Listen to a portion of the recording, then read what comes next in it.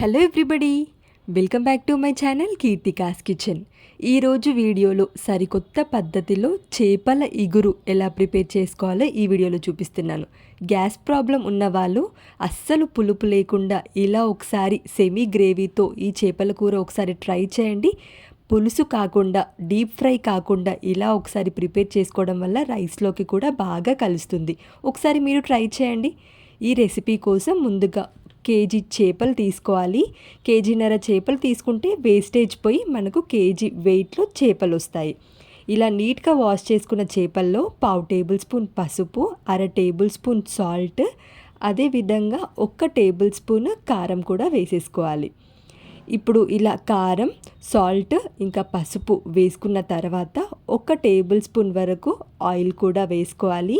ఇక ఇప్పుడు వీటన్నిటిని ఈ చేప ముక్కలకి బాగా పట్టించాలి.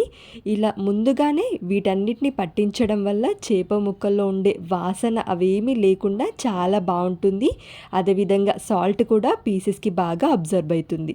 వీటిని ఒక అరగంట పాటు మ్యారినేట్ చేసుకోవాలి. అరగంట తర్వాత కడాయిలో డీప్ ఫ్రైకి సరిపడా ఆయిల్ వేసేసుకొని, ఆయిల్ కాస్త వేడెక్కగానే ఇందులో కడాయిలోకి సరిపడినన్ని చేప ముక్కలు వేసేసుకోవాలి.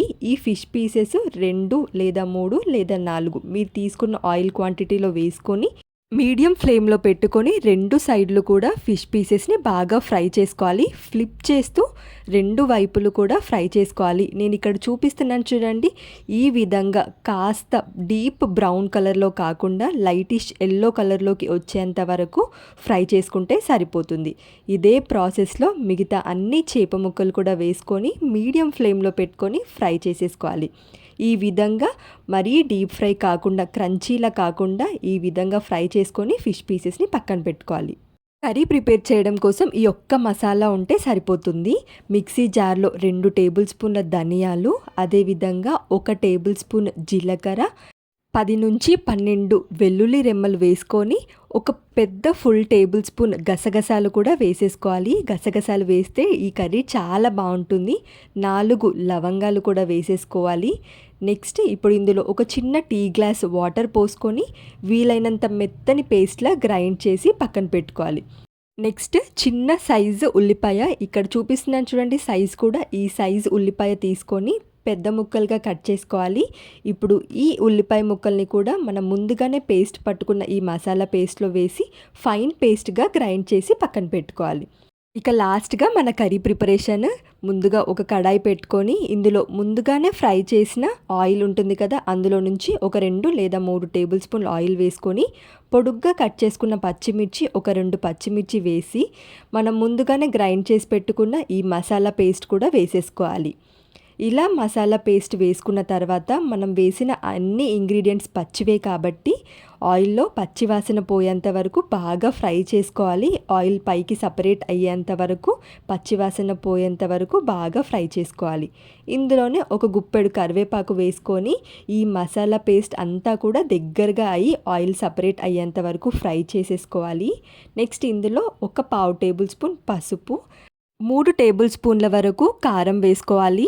మీరు గనక కారం తక్కువ తింటారు అనుకుంటే 2 టేబుల్ స్పూన్ల కారం వేసుకున్నా సరిపోతుంది. కానీ ఫిష్ పీసెస్లో కాస్త కారం ఎక్కువగా ఉంటే బాగుంటుంది.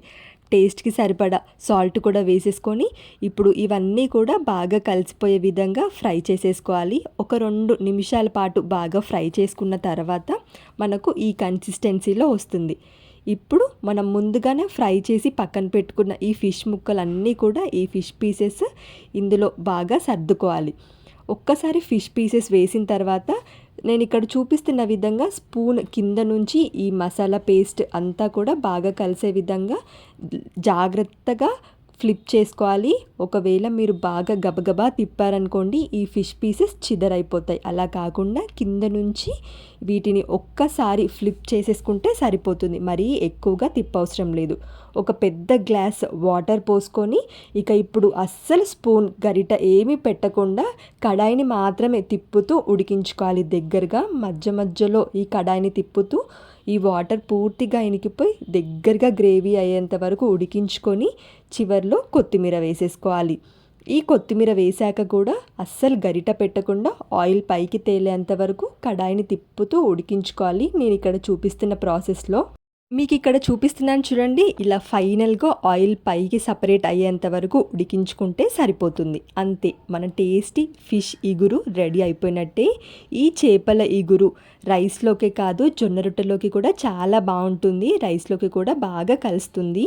అస్సలు చింతపండు కానీ పులుపు ఏమి వాడకుండా చేసే ఈ చేపల ఇగురు చాలా బాగుంటుంది. మీరు తప్పకుండా ట్రై చేయండి. ట్రై చేసి ఎలా వచ్చిందో కామెంట్ సెక్షన్లో చెప్పండి. వీడియో నచ్చితే లైక్ చేసి ఇలాంటి మరిన్ని రెసిపీస్ కోసం ఛానల్ని సబ్స్క్రైబ్ చేయండి. Thank you for watching.